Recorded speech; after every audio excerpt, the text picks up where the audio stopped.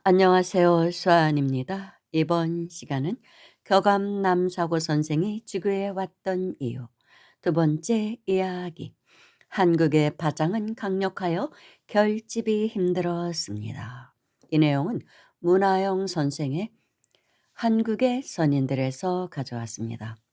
문화영 선생은 선도계의 여자 도인이셨습니다. 어느 날 갑자기 열리면서 본인이 선계에서 왔다는 것을 알게 되고 그리고 아주 신비한 능력이 생깁니다.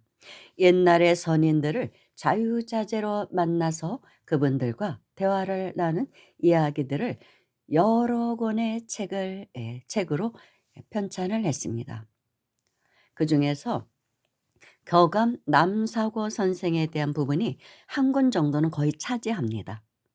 한국의 선인들 일권은 거의 다 남사고 선생에 대한 이야기예요. 수많은 이야기를 남사고 선생이 하셨습니다. 그렇지만 저는 그중에서도 교감 남사고 선생이 지구에 왔던 이유 그 부분만 제가 발췌를 해서 방송을 하는 것입니다. 남사고 선생이 말씀하시길 한국의 파장은 상당히 강력하여 결집이 힘든 특성을 가지고 있었습니다. 지역적으로도 강력한 반면 인적으로도 상당한 강기가 내포되어 있어 즉 사람들도 상당한 간계가 있다는 것이죠. 우리 한민족이 발사되는 파장이 다이아몬드나 수정처럼 맑고 차가운 파장으로 구성되어 있는 것입니다. 따라서 이러한 파장을 모아서 중화시키기 위해서는 이 파장을 능가하는 강력한 기운을 가진 지도자가 나와서 다양한 기운을 하나로 묶어 중화하여야 하는데 이러한 역할에 실패하였을 경우에는 국가 자체가 파란만장한 위협을 받거나 엄청난 내분에 휩싸이는 것이었습니다. 한반도의 이 중화된 기운은 주변의 기운들 상호 간에 자신들의 부족한 기운을 보충하기 위하여 지속적으로 탐하도록 되어 있으며 이러한 관계는 한반도가 아시아를 통치하는 절대적 강자의 위치를 확보하기 전까지는 계속될 것입니다. 그러니까 한반도의 이런 중화된 기운은 주변 나라들 그러니까 뭐 중국, 소련, 특히 뭐 일본 이런 나라들 상호 간에 자신들의 부족한 기운을 보충하기 위해서 우리 한반도의 강한 기운을 지속적으로 탐하도록 되어 있다는 것이죠. 그래서 아시아를 통치하는 절대적 강자의 위치를 우리가 확보하기 전까지는 한민족의 순환은 계속된다는 것입니다. 외침을 받는다는 것이죠. 실제로도 그래왔고. 이 기운에 비하여 중국이나 일본, 러시아 등은 편중된 강기를 지닌 나라들로서 항상 자신의 부족한 기운을 보충하기 위하여 외부의 기운이 필요하므로 한반도에 많이 접근하게 되어 있습니다. 그러니까 우리는 강한 기운이지만 중화된 기운을 갖고 있고 뭐 일본, 중국, 러시아는 편중된 기운을 갖고 있다. 강기가. 그래서 원래 기운도 음양으로 나뉘거든요. 어느 한쪽이 너무 강하면 탈이 나거든요. 사람의 몸도 음양으로 이루어졌는데 양이 너무 강해도 병이 나고 음이 너무 강해도 병이 납니다. 음양의 조화가 적절히 잘 이루어져야 되거든요. 이제 그런 이야기를 뜻하고 있는 것 같습니다. 중국은 하북성에 파장 중하수가 있음에도 이 기운이 인도나 티베트 등으로 뻗치므로 중국 북부의 기운은 항상 우리 기운을 탐하도록 되어 있습니다. 따라서 한국은 스스로 강력한 물리적 힘을 보유하지 못하면 견디기 힘겨운 환경적 조건을 가진 나라였습니다. 당시의 한국의 지세는 기운이 가라앉다가 병행을 유지하는 형국이었으며 이러한 형국은 상당 기간 즉 2, 300여 년간 지속되는 경우가 대부분이었으며 때에 따라서는 그 이상 지속될 것으로 보였습니다. 이 기간이 너무 길어지면 지구의 전체 파장에도 영향을 미칠 뿐 아니라 우주의 파장에도 영향을 미칠 우려가 있는 것이었습니다. 저는 이 별에서 수련을 하면서 동시에 이 위기를 구할 수 있는 방법이 있을까 하고 생각하였습니다. 당시 저의 기운만으로 이러한 작업을 하는 것은 가능하기는 하나 상당한 노력이 필요한 것이었습니다. 이러한 위기를 구할 수 있다면 한 번의 수련 기회를 상실하더라도 의미가 있을 것 같았습니다. 그러나 당시 제가 판단한 것은 정당하였으나 시기적으로 기운의 흐름을 바꾸기는 어려웠습니다. 따라서 기운의 하강 기간을 단축시키는 것에 주력기로 하였으므로 그러한 관점에서 수련을 하여 기운을 결집시키기로 하였습니다. 당시 저의 능력으로는 우주 내에서 지구 정도 크기의 별을 2, 3개 정도 이동시킬 수 있었으나 별의 이동은 다른 별과의 역학 관계를 고려하여야 하므로 힘만으로 되는 것은 아니며 다양한 변수를 고려하여야 하는 일이었습니다.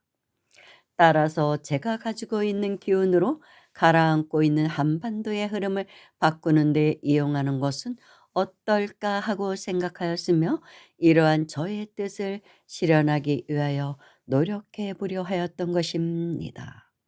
수련을 하기로 결심하기까지에는 이러한 많은 것들을 생각하고 지구에서의 일정을 결정한 후 수련 중 자신이 획득할 것을 결정해야 합니다. 이 결정해야 할 부분 중에는 수련 기간, 장소, 수련 내용, 지구에 남겨야 할 것과 수련을 하면서 함께 해야 할 것 등등이 있습니다. 수련 장소로는 한국의 북한산 부근으로서 중국, 러시아, 몽고 등 서북방의 기운이 들어오는 곳을 택하기로 하였습니다. 북한산이 기운이 그렇게 좋다고 합니다.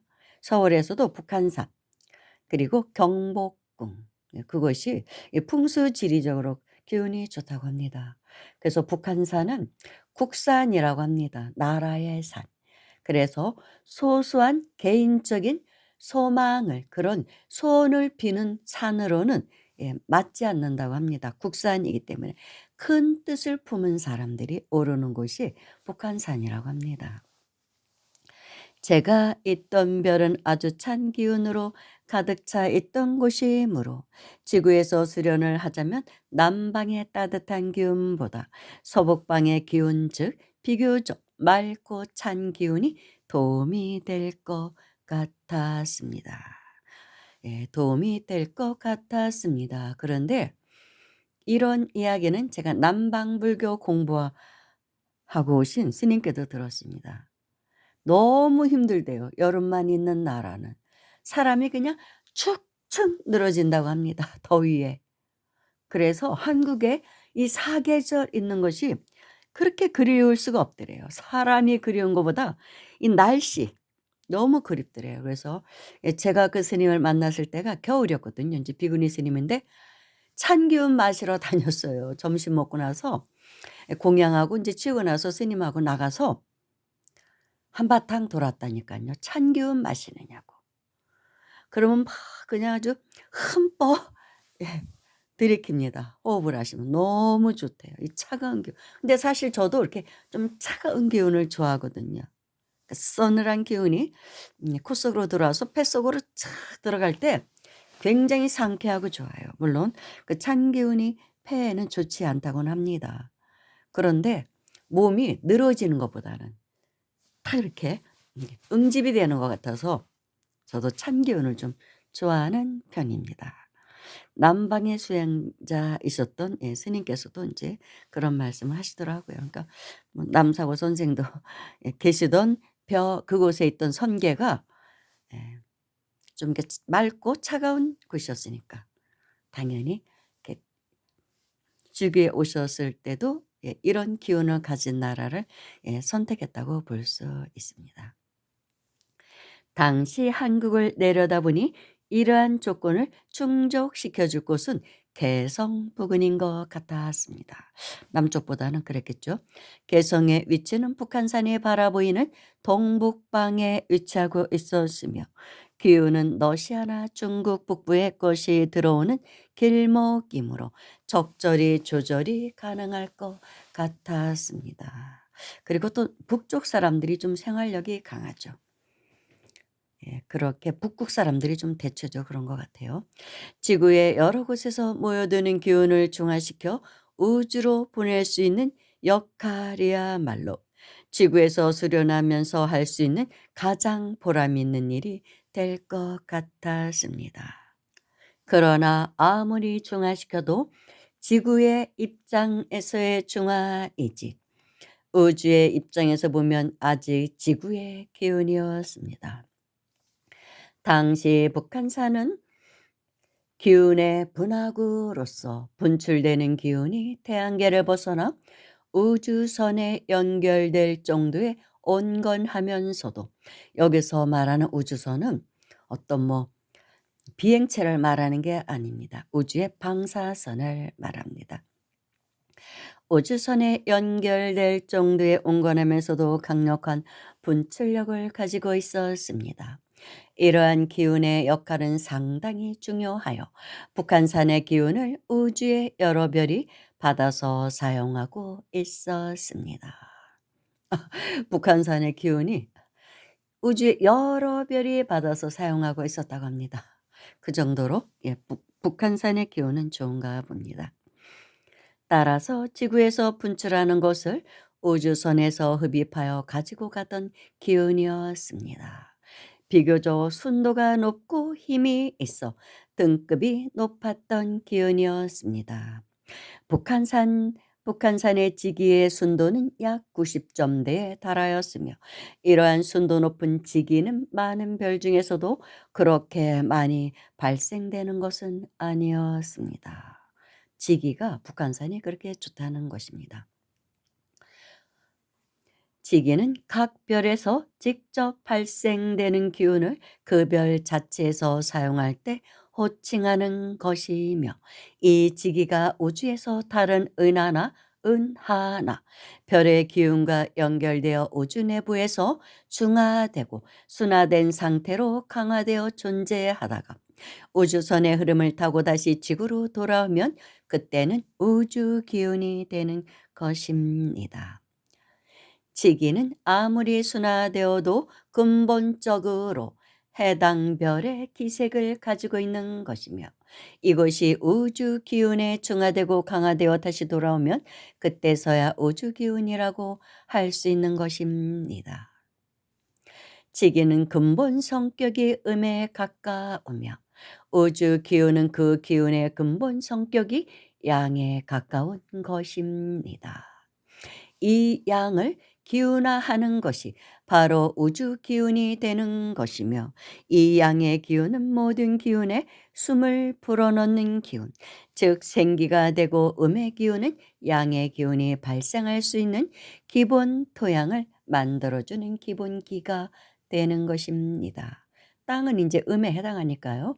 모든 생물은 양기에 기반을 둔 생기에 의해 그 움직임이 시작되고 이것이 점차 발달하여 자체에서 모든 것을 처리할 수 있도록 일정 규모의 단위로 생명체화하게 되면 이것이 바로 생물인 것입니다. 양기는 동이며 음기는 정이고 이 둘이 만나면 새로운 형태의 물질이 생겨나게 됩니다. 어떠한 무생물체라도 자체에 아직 생물체화하지 않은 생기를 지니고 있으며 이 무생물체 내부의 생기를 일깨우면 대화가 되므로 우주의 입장에서는 대화가 안 될 상대가 없는 것입니다. 이 무생물의 내부에 존재하는 생기를 일깨워 생물화하는 데 필요한 것이 바로 지구에서 발생되는 것과 같은 생기였습니다. 무생물에 이 생기가 들어가면 생물이 되는 것입니다. 좀 묘하죠? 따라서 모든 생물은 처음에는 양과 음을 한 몸에 지니고 태어났으나 이것이 발전하면 내부에 지니고 있는 것과 별도로 상호 간에 양과 음을 분리하여 지니게 되는 법. 이것이 생물의 보다 발전된 형태인 남녀, 암컷과 수컷이 되는 것입니다.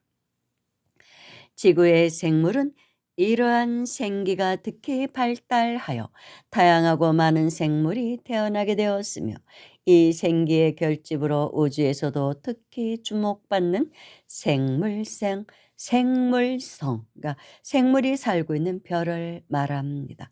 생물성 중에 하나가 된 것입니다. 지구의 기운은 다양한 오행의 기운을 가지고 있으며 이러한 오행의 기운을 편중되지 않도록 중화시켜 발생된 기운은 우주의 어느 별에서나 사용할 수 있는 기운이므로 다양한 성주, 즉 별의 총관리인들이 환영하고 있었습니다.